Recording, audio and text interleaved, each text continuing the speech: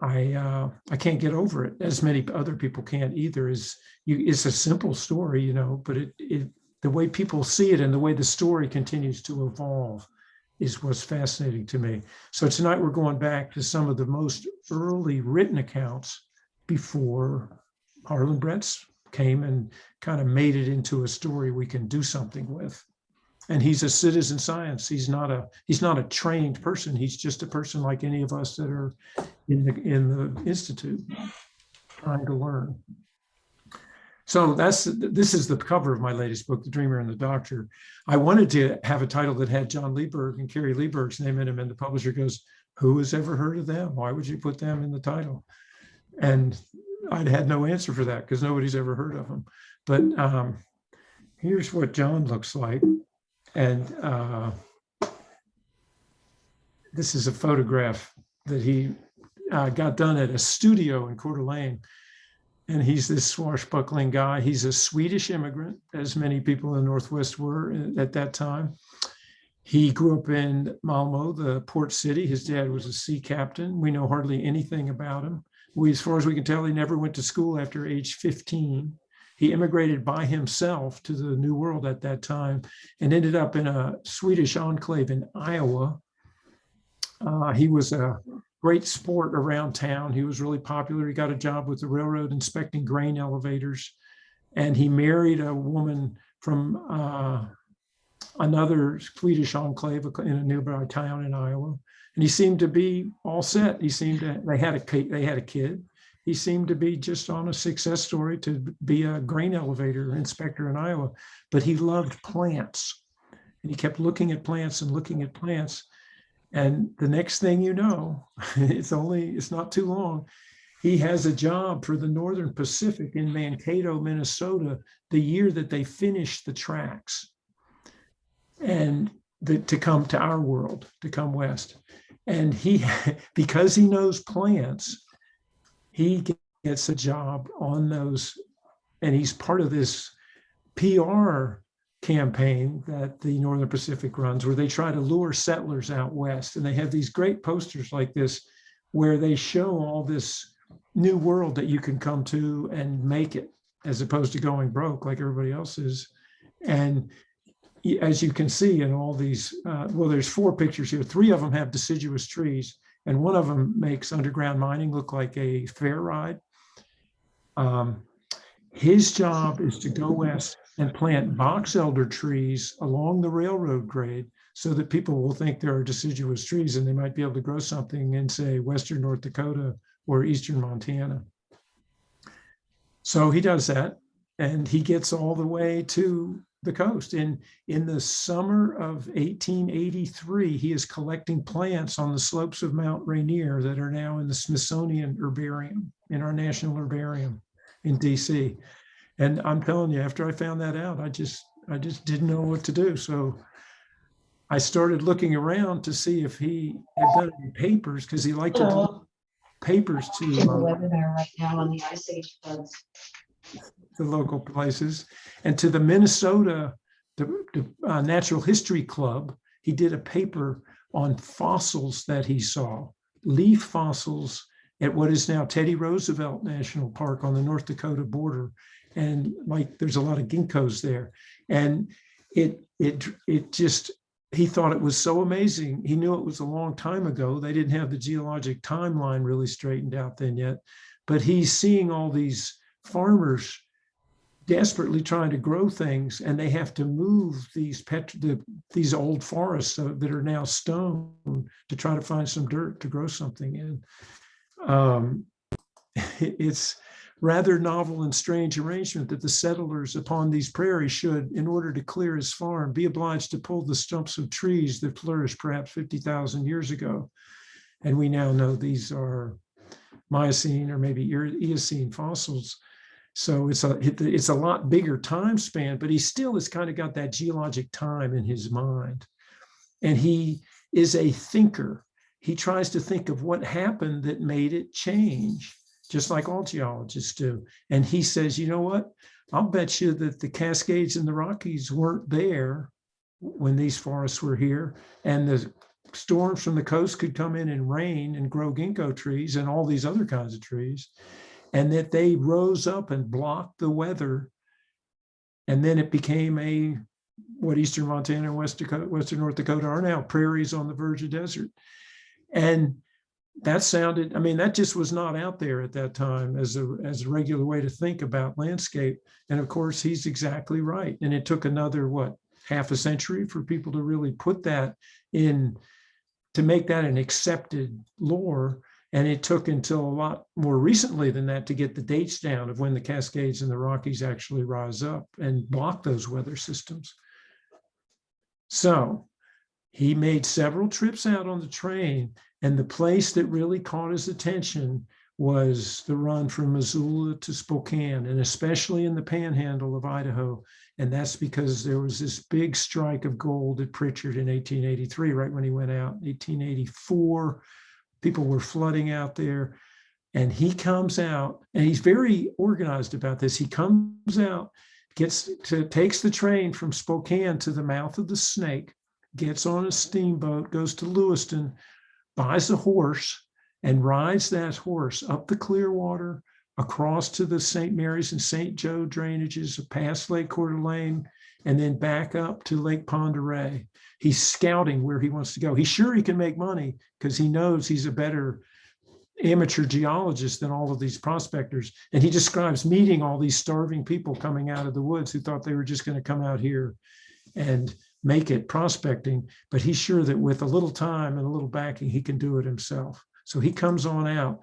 And the place that really captures his attention is Lake Pend d'Oreille. And here's a picture the great Ice Age flood geologist Roy Breckenridge took from an airplane looking at the south end, which is, of course, where the flood burst out of the lake. And if you look to the left, that's Bernard Peak. This person name we're talking about is John Bernard Leiberg, and he named his son Bernard. In the middle is Farragut State Park, which some of you have probably been to. That was called Lieber Point for a long time because that's his homestead. And to the right is Bayview, which is the current wonderful town in Idaho. Here's a postcard of their cabin. After that John left, he came out with a different woman named Carrie Lieberg, who was a physician, and her young son, who may or may not have been fathered by John. This is very scandalous stuff. They were not married. This is wildly scandalous stuff for the 1880s, but that's where scandalized people end up still, is in North Idaho, right? And in the background is Bernard Peak, and of course the Green Monarchs, where the Cordilleran ice stopped and created the dam that created Lake Missoula that caused the Ice Age floods that all we want to do is talk about. So he just by chance built a homestead cabin right at the center of all this action in 1885. He built it on land he didn't know who owned it. The railroad owned every other section there, of course, from the government, and he just built it. It was unsurveyed property. It could have gone back to the railroad. If it was not, he would own it. He and Carrie would have it. But they put in a ton of work over the next 10 years to see if they could make that happen before it was surveyed. So they took a chance. They were risk takers. John developed this trail called the Athol Lieber Trail this is the Northern Pacific route, and Athol's a stop just at the south end of Lake Pend d'Oreille. And it goes over Chilco Saddle into a tiny drainage called the Little North Fork of the Coeur d'Alene River. And it is a very steep, wild drainage. And over the next 10 years, he and Carrie did about 36 mining claims in that drainage. And I mean, he's a miner, right? None of them ever pan out. But the idea is you get a bunch of them and then sell them to a bigger interest. By this time, there's gold on the North Fork of the Coeur d'Alene. There's silver, lead, and zinc on the South Fork of the Coeur d'Alene. And he's thinking this is silver and lead and zinc, galena type ores that he'll be able to sell to a bigger company. And I mean, he works at it, as most prospectors do. It's terrible work. But he can't stop loving plants. And to try to make money, he is sending back plants which are worth some money to herbariums in the East who haven't ever collected. Nobody's collected in this part of the panhandle. And he's sending back calypso orchids and specialty things like Idaho gold threads and saying, I can provide you with these as he's going out. And he gets really interested in all kinds of strange things like mosses and liverworts and lichens. He'll look at anything. He's a true naturalist. He's interested in everything, and rocks just happen to be one thing. So people get interested in this because he's sending back interesting plants. And one of them is this unbelievable woman named Elizabeth Knight Britton, who is one of the leading forces in founding the New York Botanical Society, New York Botanical Garden. She would be a professor at Columbia University teaching botany, but women can't teach botany at Columbia. They can't teach anything at Columbia at this point. So her husband, who is a geologist, is teaching the botany courses, while Elizabeth travels all over the Western Hemisphere doing papers on ferns and other specialties, and mosses is one of her specialties. And she is a powerhouse. She publishes over 300 papers in her life. She mentors amateurs like John Lieber so that they are collecting the right things, so that they're helping to identify them. She publishes papers of these new endemic species of mosses. So Leiberg starts writing her letters that are just unbelievable. She'll write him 2 or 3 letters in a week and send mosses to compare to in his collection, because the train opens up communication, right? I mean, communication is nothing. You can put a moss sample in an envelope on a train in New York City, and it'll be in Lake Pend Oreille in 3 days. He sends her 1 letter every few weeks because he's out prospecting, but they might be 20 pages long and totally nuts. But they're so much fun. He makes little drawings. This is some moss, a specialty moss that he found in the granite shelving where the ice had stopped, where the Cordilleran Glacier had been hung up. And the writing says it grew like this, hanging in long, soft festoons from the undersides of the shelving rocks. It's just a wonderful correspondence. And it says all kinds of things about the landscape, about mosses. And it's in the middle of these ice age floods, geologic features. And he has a wonderful feel for the landscape. He doesn't know how to put it together or describe the floods, but he has a wonderful feel that something is going on here. And he says this is the best place outside of Alaska that he can imagine in the US for mosses. There's just all these endemics growing here. He also knows that Elizabeth Britton's husband, who is a geologist, is working with another geologist in the department at Columbia named John Strong Newberry, who's a legendary field geologist who did the railroad surveys in Eastern Washington and Eastern Oregon in the 1850s. And Newberry is a legend because the railroad surveys have these reports that many historians have looked at, like myself. And Newberries are legendary for not just being about geology. He writes about everything. It's all connected. To him as a geologist, it's all connected. And John will send a letter, like he'll send a 20-page letter to Elizabeth Britton in a 10-pound box of rocks and try to get her to give them to her husband, to give them to Newberry so that he can do the assay work, because he thinks the assayists who are working in northern Idaho only know gold and silver, and they don't know all antimony and cobalt and bismuth that he was hoping to make money on in his claims. So these are really, really supercharged letters. He is a very energetic man. And like Newberry, he thinks of everything. In the mountains of the Coeur d'Alenes, which he is all over all the time, there's all this talus. And they aren't particularly tall mountains, but they're very rugged. And he's wondering, were there glaciers on top of here? Why is it all rocks?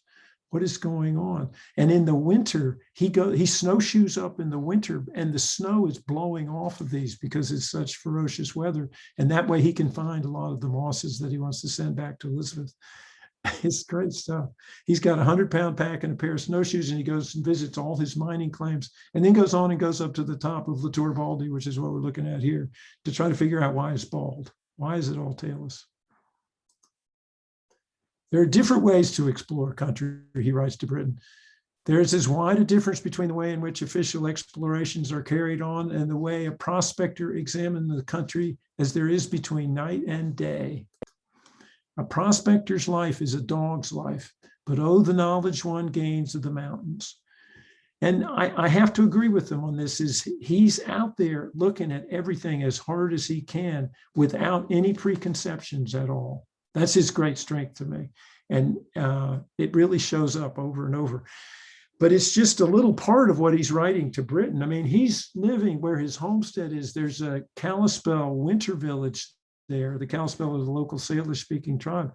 And they're still doing the stuff that they did before David Thompson came in 1809 and had made first contact with them. They're still using fire and driving deer down into the lake and sitting there in canoes and clubbing them when they come into the water. And Lieber thinks this is really barbaric and tries to like set them straight. He would only shoot something just to eat it himself, but he's not. It takes him a while to figure out what the tribes are really doing, how different tribal culture is than the Swedish culture or the Iowa culture that he grew up in, and how amazingly tuned in it is to the landscape. It takes him a while, but he works his way up to it. And fire becomes one of his major focuses. There's these fires the Indians start to manage the forest and to drive game, things like that. But there's really a lot of fires that are being started by prospectors like himself. This is very steep wooded country. And if there's an outcrop, the prospectors just torch it off so they can see the rocks. And often it gets away. The railroads that he worked for that came in have steam engines, and the sparks set fires. Every summer is really smoky. So again, here in the inland Northwest and in lots of parts of the West, we spend all summer complaining about smoke now. But actually, he sees some very smoky summers. And we say, oh, it's a bad fire summer. You know, it burned this suburb. Spokane burned down in 1889 when he was writing to Elizabeth Britton. And he gets on the train a couple of days later and goes in to see what he calls the Great Conflagration, where the whole entire town of Spokane burned down. So there's parallels to what he's saying, things that we could understand, but that we can learn from now as well. And he tries to talk to the other people that are prospecting with him in the Little North Fork to be careful about what they're doing, to pay attention to what they are doing with fire and with everything else, to what they're seeing, to try to have a feel for the landscape as they move along. And there's a great example of that very year. In 1890, it's a huge snow year at Choco Saddle, where he goes across. There's 25 feet of snow on May 1st. That's hard to get your mind around now. But over the winter, there are these little towns up some really narrow drainages off the South Fork, like at Murray and Burke. And there are these landslides that come and just cover up these poor miners that are living in these towns. And he writes to Britain and says, look, they haven't been paying attention. They've been doing, they've been hydroblasting, they've been setting fires. They haven't paid any attention to how the forest cover and the duff and the soils are what hold the moisture and keep landslides from happening. And this is the result. They are now reaping what they have been sowing for many years. It's a message that he keeps coming back to and keeps coming back to. And it attracts the attention of some of the people in DC that start making the rules for mining and forestry and logging. And that's part of the book, but it's not part of what we have to talk about tonight. It is part of what you'll learn when you go to Discovery Park and see the big landslide, though. There's a lot to learn about soil composition and compaction, and it's all geology.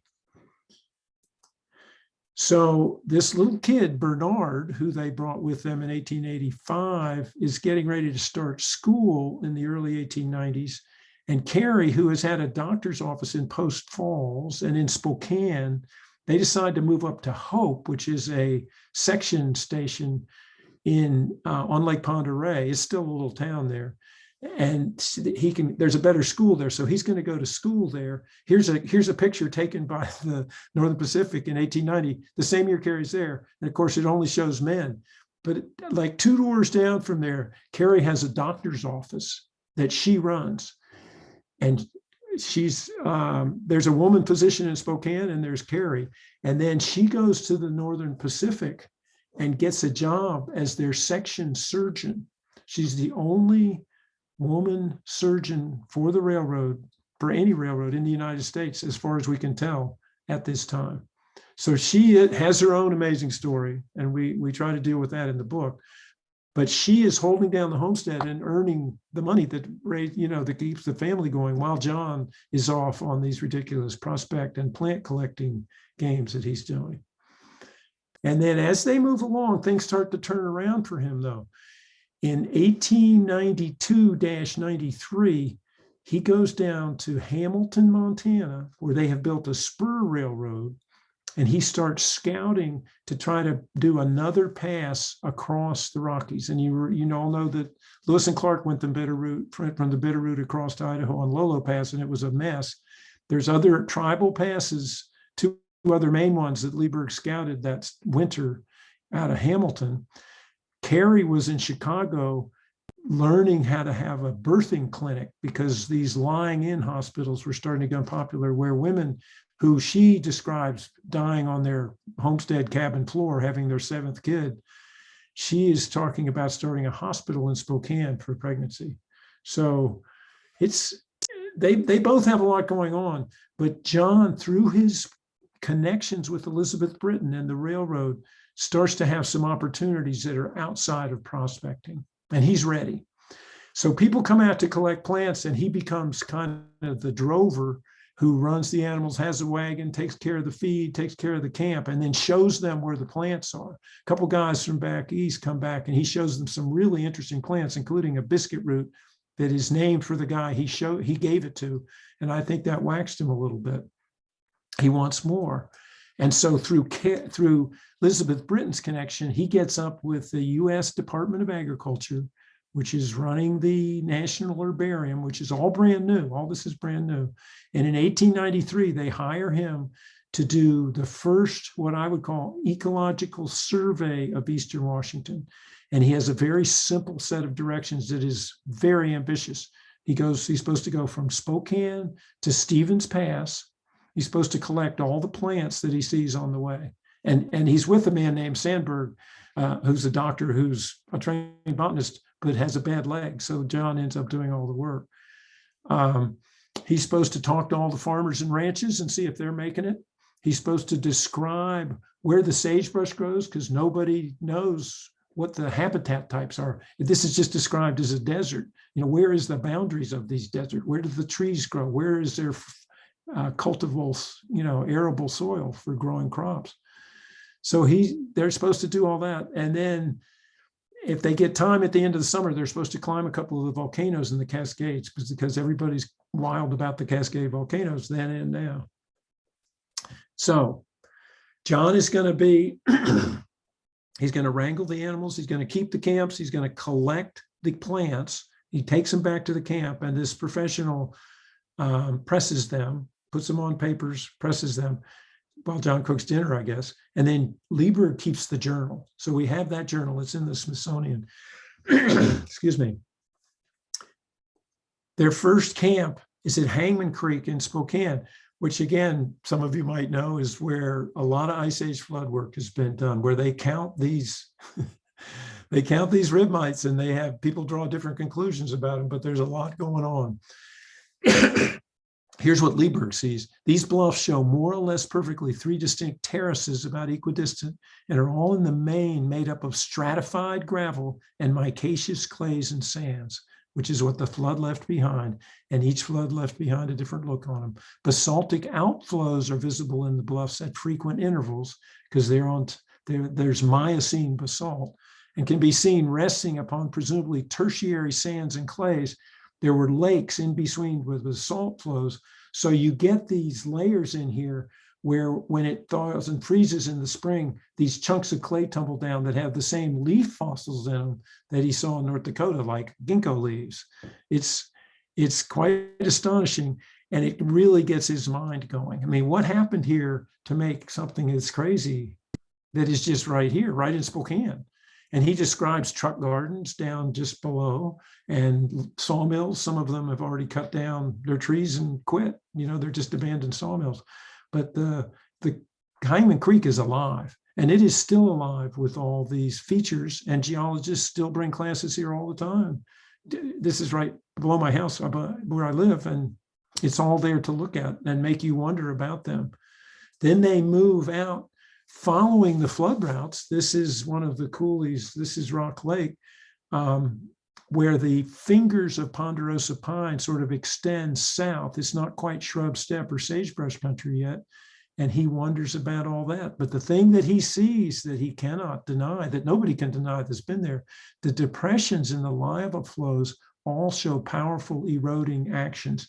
In other words, these were carved out by some big flood actions that he can't explain, but that he sees over and over again, that trend northeast to southwest, and you could put on a map. And he can follow, and all the tribal trails follow them. There's no reason to get complicated here. He continues to go and gets to the lakes of Lower Grand Coulee. This is below what is now Banks Lake, to Blue Lake, Lake Lenoir, Soap Lake. And he goes and explores them all and sees the different colors of water and chemical makeup of them, understands that they're the product of some kind of, again, huge flood action. It's a huge fissure in the basalt running north and south. The whole plain seemed to have been sharply cut off to a depth of 1,000 feet and more. It's as everybody who sees Grand Coulee, it just boggles the mind. What happened here? And he's camped down below Soap Lake near Ephrata.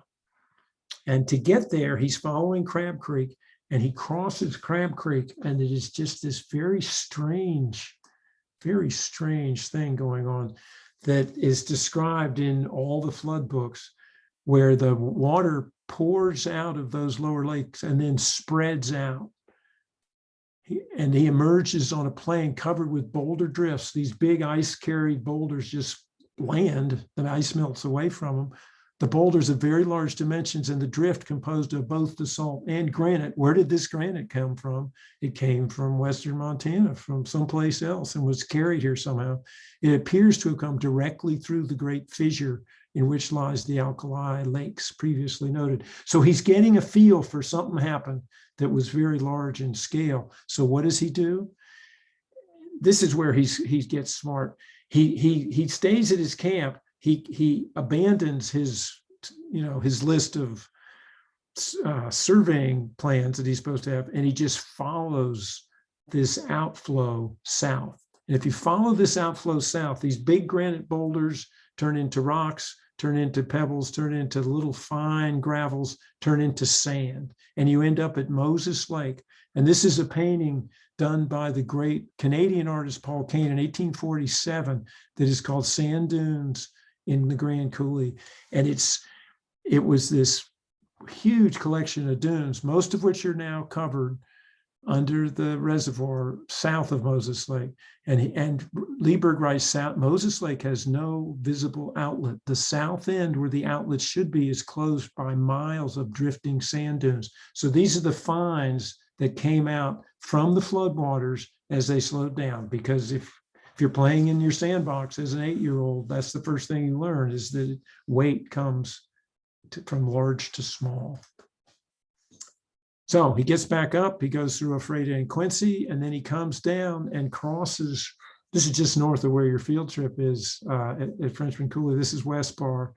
And it's a great place to cross the Columbia. He's trying to go to Wenatchee, and he works his way up the east shore, but he's looking at how the other side of the river, the geology is totally changed. Instead of all this basalt he's been to, he's getting into granites and different geology, and there's cliffs that come up, but sometimes there's wide spaces. And this is West Bar, one of probably the widest space that he sees. The space is mainly occupied by terraces of sand hills. The vegetation on these hills is extremely scanty. Well, that's what we see even today, even though the river is now a lake. We're still seeing that the great ripple marks left behind by the flood, and they are sandy terraces to him. And he's feeling that something is going on. What could it be?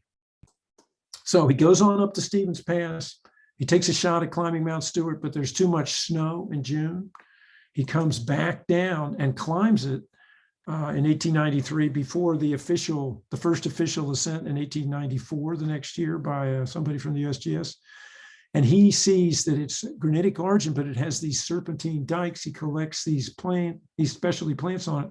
But Mount Stewart is special because it also has a great view. It's kind of situated on the east side of the Cascades, as opposed to the big volcanoes like Glacier Peak. And you can look down into the shrub steppe and really see the effect of the floods, the effect of the river, how the shrub steppe lays out. So he really, he does some learning up here on Mount Stewart that makes him wonder about all these things. He goes back and he starts to write up a great report that never is published, or maybe is lost. But his boss at the USDA never hires the professional Sandberg again, but hires Leiberg to go to Eastern Oregon on his own the next year. And he does this another astonishing trip. I do my research by following the trips that these early people make, and try to go to the same place the same week of the year, try to keep the calendar straight. And this trip is just one of the most fun ones to follow, to start at Walla Walla and come down to Heppner, Fossil, Prineville, and Bend, and work your way south like that. And he comes just at the right time to see a bunch of umatillas digging Kaus biscuit root. And he's been fascinated by biscuit root ever since he showed the person from back east the biscuit root that was growing up above his house in the alpine that grizzly bears eat. This is one that humans eat, very important food source. But he's collecting plants, right? He also sees about 10 other kinds of biscuit roots that people are, some of which are foods. This is one of the great ones from this is called John Day biscuit roots that he gets in the John Day country, that grows only in rock talus creek, talus streams. Again, he's sort of warping his mind on the connection between plants and geology. And the way he expresses it when he gets to the Paulina Lakes caldera south of Bend, he sees he's in an old volcano, and he's been exploring around it. And he writes in his report, the present distribution and character of the flora of Idaho, Oregon, and Washington is most intimately connected with the recent geological history of this region, and cannot be fully unraveled until the changes that have taken place since the beginning of the great basaltic metamorphoses are more fully understood. That's what we all need to understand. And now you would just add everything that happened in the floods and everything that happened before the fault. We have to understand it all to really understand the vegetation and the human settlement on the landscape, how it works. And I think that upcoming talk that Dale pitched about the woman from Harvard who's talking about crustal influences and the glaciers bending it down, that Lieber would love that. He would be all over that. Okay, so he's doing really good now, and he starts to expand a little bit. His same boss hires him again to do a survey of all the waters that drain into Lake Coeur d'Alene, which is a lot. And he attacks it in the next summer, 1895, in a very systematic way.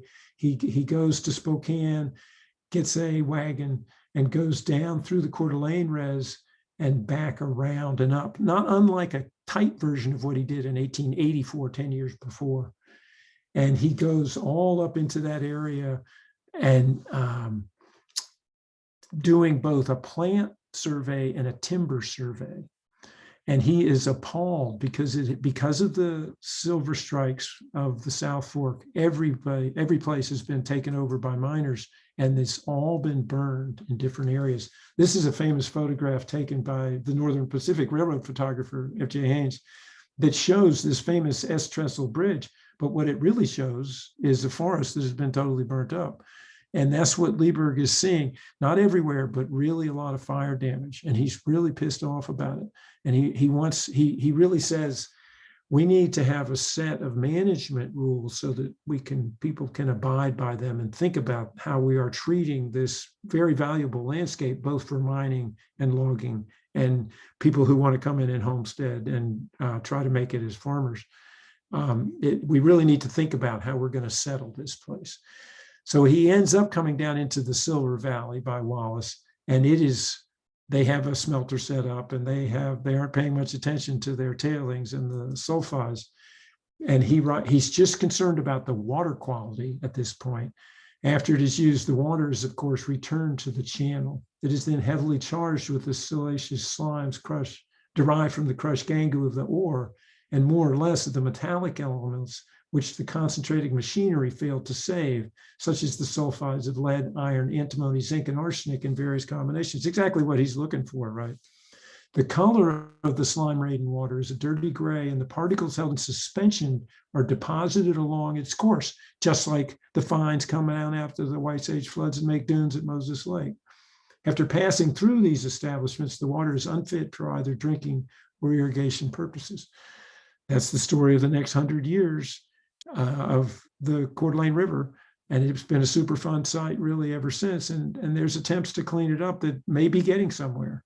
But if they had paid attention to Leiberg when he wrote this report, he wrote a great report about this trip that could have saved a lot of time and money and water. So he's now fire, water quality, timber, those are the kinds of things he's thinking about. This is when, by chance, the forest reserve system is ready to be surveyed and made into what we now know as the National Forest System. And Gifford Pinchot has been told by Leiberg's boss that there's this talented guy out there that can help you do the surveys. And they assigned Lieberg the first of the surveys in 1897, and he meets Pinchot at Coolin on Priest Lake. And they give him a camera with glass plates, and they tell him to go survey the boundary, collect all the plants like you've been doing, but we want you to do a timber survey as well and see how the miners are doing in there. This is a picture that he takes with his camera. There's quite a few astonishing ones, but again, a lot of them are of fire damage because there's a lot of careless work going on around Priest. They know it has the best Western white pine resource anywhere, and they want to preserve it, but it's going away. It's getting decimated. And Leiberg's, this is why the National Forest System needs to come into being. And Leiberg's great report on this helps that to happen. But he also, along the way, really gets at the geology of the place. This is on the east slope of the Priest River Range. Its rock formation consists of hard but much fissured granites and syenites with occasional areas of slate and gneiss along the southern extremity. In other words, really complicated hard rock geology that he can't explain because he's not a professional, but he's feeling it. This is Mount Ruth Ann, which if you've ever been to Priest, you want to walk up. Then on the west side is totally different because it's a different terrain that has docked into the coast of primordial North America. And this is Bismarck Meadows on the west side, which is a meadow they're trying to restore to what it was like when he saw it. The marshy flats or meadows occurring on the western half of the reserve are often the result of beaver dams constructed ages ago. The fertility of the soil resides largely in the superficial layer of mold and humus. So he's able to adjust his scale of time from the thousands and what we now know are millions of years involved in these granites, gneisses, and belt rocks that he's seeing on the east slope, and these beaver-created meadows on the west slope that are built up over hundreds and thousands of years. But he's very clear that these things are fragile and can be destroyed. If you have a very hot fire and make the mold and humus sterile, you aren't going to be growing trees or raising crops anymore. So he does some really good work in this Priest River survey. And there's reports of all these that are online. You can Google his name and say Priest River report on the Priest River Reserve. They come right up online, and they're all in the bibliography of the Dreamer and Doctor book too, if you're interested in this stuff. The next place he's assigned to is the Bitterroot, which at that time included the entire Bitterroot and Clearwater drainages, which again is a lot. And this is where we're trying to get to for this talk. This is where his mind really starts coming together and assembling all these pieces. Again, he worked in Hamilton for the railroad 6 years before. He'd been surveying around in the Clearwater from 1884 on. He's really familiar with this territory, and knows it's wildly complex, really different weather patterns, lots of microhabitats. He's fascinated by the different tree species that are grown. He's working for the USGS now, and so he has these great map makers. So in these reports, he has maps that have the range of all the tree species that are in here that as he goes along. It's just a ton to it, but he's also seeing other things. This again is one of his photographs from Nez Perce Pass looking north, and you can see fire damage on the left side here. but he's also noticing that it's a wet belt on the Clearwater that grows specialty plants that he's used to only seeing on the coast, like Pacific dogwood. He starts making a list of those and describing what botanists now call the interior wet belt or rainforest that has like 200 species that only grow in the Olympics and a little bit in the Cascades. And then again, in these mountains, he's all over that. And he understands that it's geology that is making that happen. And then he's incorporating more of the tribal knowledge. This is a photograph he took at the summit at the Nez Perce Pass, where there are 3 different language groups of Indians camped here and collecting medicinal plants in the late summer after the huckleberry season. Salish, Shoshone, Nez Perce. All 3 are up there. And he has had a lot of dealings with Salish people, the Kalispel or Salish people. So he trades for some plants and sends them back east, because the people at the National Herbarium are really interested in tribal medicinal plant uses and food uses. So he's getting into that. He's doing his timber survey. Here's a picture he takes on Overwitch Creek of astonishing yellow pine ponderosas managed by fire by the tribes. He's starting to understand that. He's going to sawmills, counting rings to see how old their trees are, but you can also see fire scars on the rings. And he's realizing that the tribes are running low, cool fires through here and making these big old growth ponderosas with lots of forage for horses and berries for the tribes underneath that are just unbelievably productive and rich and sustainable if you keep burning. So his ideas about fire are kind of developing as he goes along. And as he's walking these ridges, he's looking down at the Bitterroot Valley, which he's seen many times in many places, and he's starting to get some ideas about it. And he's the previous 2 years ago, when he was in Camas, when he's doing the Coeur d'Alene drainage, he put a dory on a train in Hope and went upstream on the Clark Fork, took it off at Plains and started floating back downstream, and saw all these flood features there like Camas Prairie and Horse Plains, and saw how they work. He comes in on the Clark Fork Delta, which again is a huge flood feature where the Clark Fork comes in on the lake where the ice covered all this up. So now in effect, he's running under the ice plug that created glacial Missoula. And then every year that he's there, he's climbing Pack Saddle Peak. This is where he saw the biscuit route that became Sandberg's biscuit route instead of Lieberg's biscuit route. And this is looking down at his homestead. If you look in the center background of this picture, that is Lieberg Point again. That's Bernard Peak with the distinct Y-shaped avalanche chute.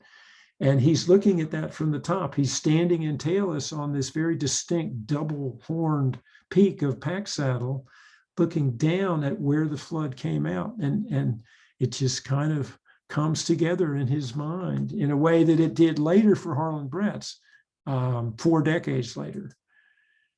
So here's a picture from Dave Alt's book of the flood path, which we all know. And there's in slash lines is Glacial Lake Missoula. And here's what Leiberg writes in his report on the Bitterroot. It appears to have been at one time a depression holding a lake. And he's not just talking about the Bitterroot Valley. He's talking about the Clark Fork Valley and the Mission Valley, the whole damn thing. Or rather the arm of a much larger lake lying to the north, which covered to a large extent the present head of the Clark's Fork of the Columbia River Basin. The existence of the lake was probably due to a blocking of the valley trough of Clark's Fork by ice masses sliding into it from the adjacent mountains.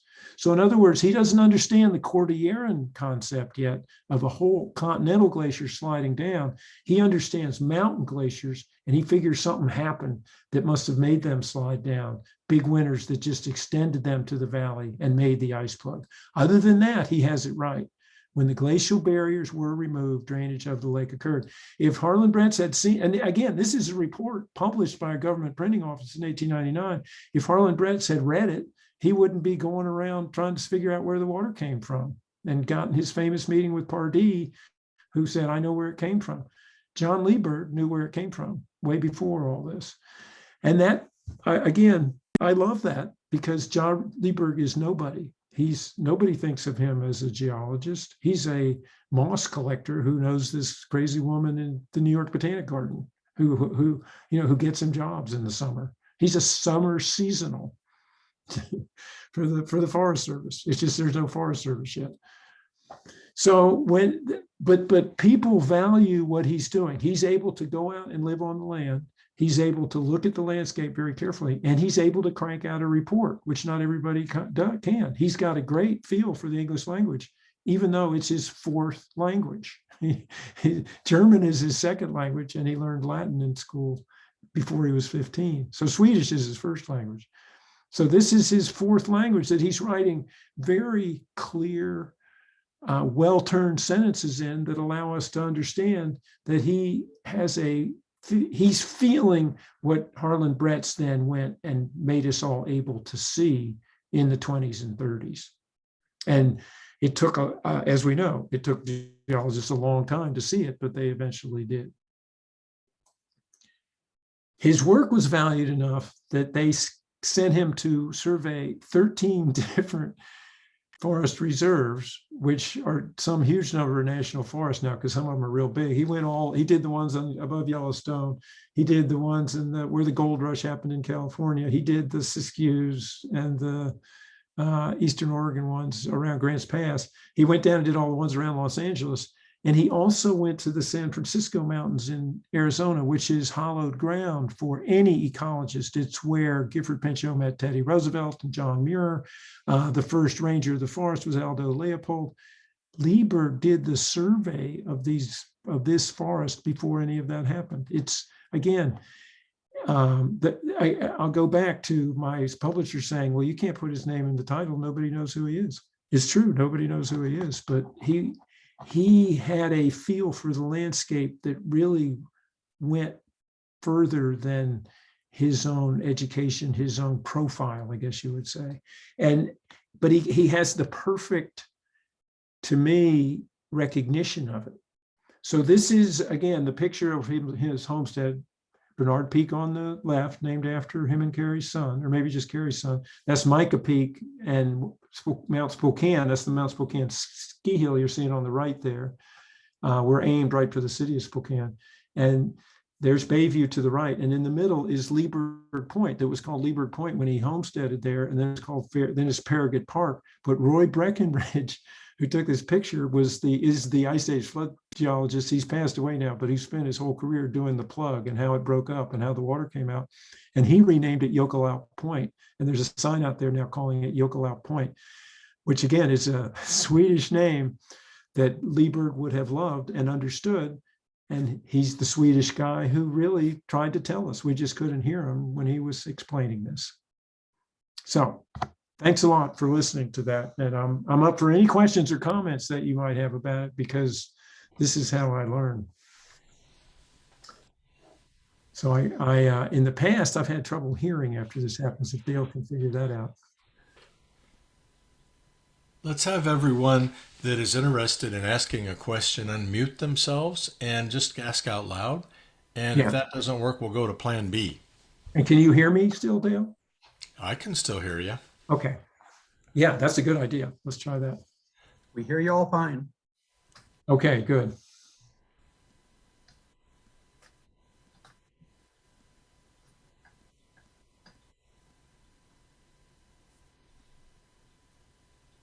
Well, I'd frankly just like to thank you for putting this on, because I hadn't heard of Lieberg before either. And this is just fantastic. He was obviously extremely intelligent man and extremely capable. And it's just a fantastic story. It's just almost unbelievable. I really enjoyed this. I appreciate that. And I guess my position is that, what they now call citizen scientists are out there and have always been out there. And that in the 1880s and 90s, there was this body of prospectors who really had a line on how geology worked all over the West and beyond, really, everywhere. And maybe it wasn't utilized as much as it could have been, organized as much as it could have been. When you think of we're still refining this story, Lieberg is a perfect introduction to it, to me. I learned a lot about the floods from walking his routes. I mean, a lot. And to get up in the Bitterroot and look down at the Bitterroot Valley, you go, well, yeah, that was a lake. I mean, come on. It's not rocket science if you just look and keep traveling and go try to follow your nose around. What's the name of your book again? The Dreamer and the Doctor. You know what I'll do? I'll put up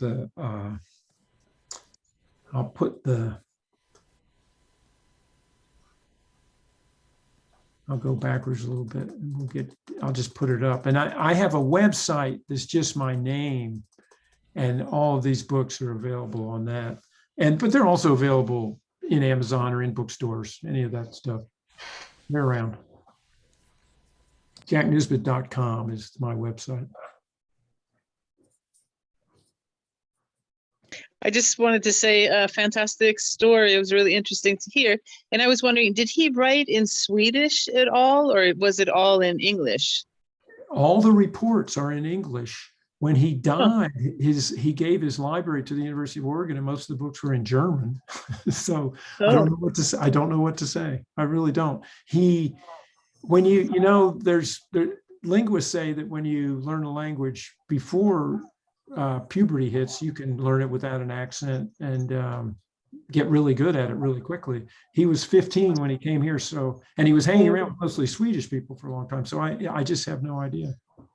But I do know I have some tiny oral history things on him and Carrie. One of them is that I met a person whose grandparents ran a resort at Hayden Lake in the 1890s. And the Liebergs were homesteading at the south end of Lake Pend Oreille. It's not very long between them. And they said, oh yeah, Liebergs used to come all down all the time, and they would hang out and have supper together.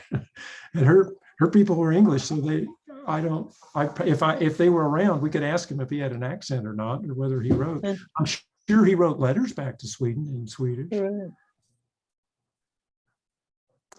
But when you read like a 20-page letter that he's writing, he's so excited that he can barely contain himself.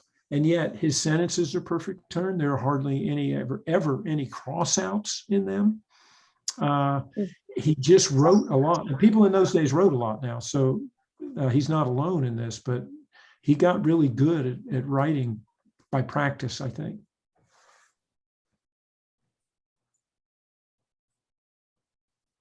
Thank you so much. I'm tuning in from Spokane as well. So Good. I was curious if you had any more stories to share about his interactions with Indigenous people on his travels, like in the Northwest, and also if there was anything he noted about Soap Lake specifically. Well, so here's something that I do that I can send anybody any of the images that I have here, but I can also send you any of the journal pages, like when he's at Soap Lake. He spends a lot. There's some very funny stuff he does at Soap Lake, really funny stuff, and some of it involves horses that were tribal horses. But I have a special interest in that myself, and have worked for the Kalispel a lot. So I will tell you that on Lake Pend Oreille, you might know there's some really famous petroglyphs that are bear paw petroglyphs. He wrote that are across a meadow from Carrie's office near Hope, and he wrote a scientific paper about them. I mean, it appeared in the scientific journal Science, where he goes and tries to figure out what's going on with them. And he tries to figure out what the rock is and how he can't mark it, and how these people made these really elegant bear paws on it. Really gets into it and never asks any Kalispel people about it. So he's like a lot of people, there's a lot of information that we could have that we missed, and Lieber could have made much better friends with some Kalispel people, and he didn't. But it's clear from his writing, if you read all of it from start to finish, he definitely developed more of an appreciation for them. And I try to follow that course in the Dreamer book. So that's what I can say. That's about all I can say, I guess. You'll have to read the book. And then from there, all I can usually say is I wish there was more. But by working with the Kalispel, sometimes I find out more also. Thank you. When he was doing all of those surveys, did he have to then hunt for his own food and things like that? Or did he have people working with him? When he was with the surveys, he would always hire a cook and a local. He was into local knowledge. Again, that's a thing that's really admirable about him. He always he was always talking to farmers and ranchers when he went along. Often they would invite him to camp on their place, and I assume it gave him some food. When he's at home, he hunts, but he's not foraging for food like David Thompson was, or like one of the fur trade guys was. So it's a different kind of a dynamic. When that map that has all the forest surveys that he did, the ones he did around North Idaho and Eastern Washington and Western Montana, they are terrific. The further he gets away from his own ground, the coarser they are. The less of the kinds of things we want they have, like tribal interactions and things like that. But he does always get somebody to go with him who has local knowledge, who can help. He understands that he's not going to know what's going on in Arizona. He's just interested in it, and he has a form to fill out because that's how the government works. He has a very formulaic report to do, but it's still totally fascinating. And he still adds notes of his own that only he would have added. There's lots of other people that did these forest surveys. None of them are as interesting that I've seen as him. There's some really interesting men that did them, but none of them are as interesting as Lieber. Okay, thank you very much. Did he have any encounters with the mining strikes in northern Idaho at that time? He was around for the big strikes in 93, 94, 95. All that turmoil, labor turmoil was around. And I think that might be one reason he got out of mining. There's a lot of context to his story that I tried to go with what he said was running his life. So he doesn't talk about the strikes much. Once in a while he does. I mean, the labor unrest and the wobble, it's a big part of the world. And he and Carrie sold this homestead in 1907 and moved down to the Mackenzie River, to a beautiful part of the Mackenzie River in Oregon, and did the same thing again, built a big fancy homestead. There was some money that was made that might have been from mining, basically he saw the big outfits take over from the little prospectors, and then the strikes that were involved in the treatment of those little people. And he doesn't get into it, at least in the writings that have survived. He might be writing letters back to his dad about it. We don't know.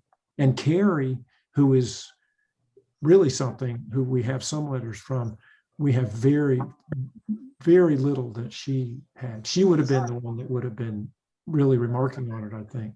And she doesn't, we just don't have much. I'm always in hope of finding something of hers. I haven't given up, but at some point you just have to quit and write the book. Okay, thanks. There was a lot of immigration in this area from all parts of the world, people moving into Eastern Washington. Does he comment on any of that? That's something that I'm really interested in. I lived in Stevens County for a long time, and the sort of the dynamic between the Scandinavians and the Germans and the Italians, simple things like that. He does not, hardly ever. He hardly ever identifies somebody by their ethnicity. He hardly ever identifies himself by his ethnicity. And there's a lot that I left out of this book, and that was one of the subjects that I wanted to do more with. But he's meeting all these ranchers, many of whom, and homesteaders, many of whom are going broke, of course. And he's got sympathy for them as a class. And as you say, there's certainly Volga Russians when he's going across the shrub steppe in Eastern Washington, certainly Germans and Italians and many Scandinavians, but he hardly ever mentions them by ethnicity, by their country. So and again, this is why I do these. Now that you've said this, I'm going to go back and look again, because I got distracted by some things that maybe I should have been paying more attention to it.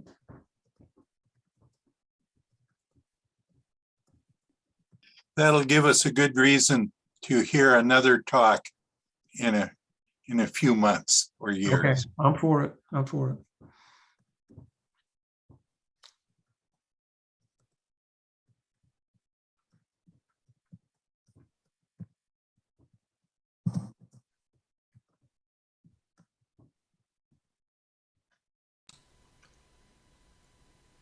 Other questions for Jack?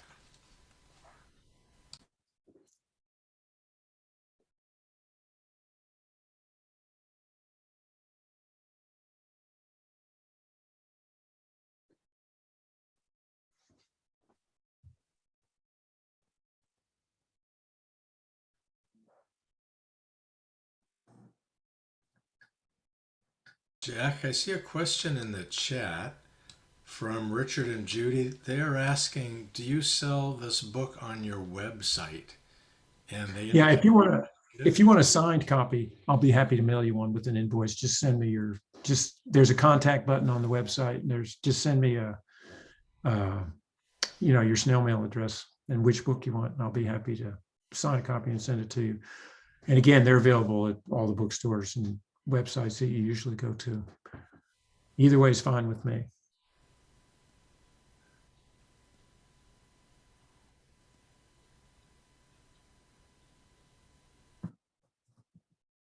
All right then. Well, Jack, we certainly thank you for a fascinating lecture. I know that really opened my eyes to a lot of things, and we really appreciate having you come back and speak with us, and hopefully at some point in the future we can have you a third time. You're getting to be quite popular here over at the Puget Lobe. Let's all give Jack a round of applause, either with our hands or with the reaction button, or if you want to be like a teenager, you can type it in the chat window. I appreciate it. Yeah, I appreciate the questions too. Those I really do. Thanks a lot.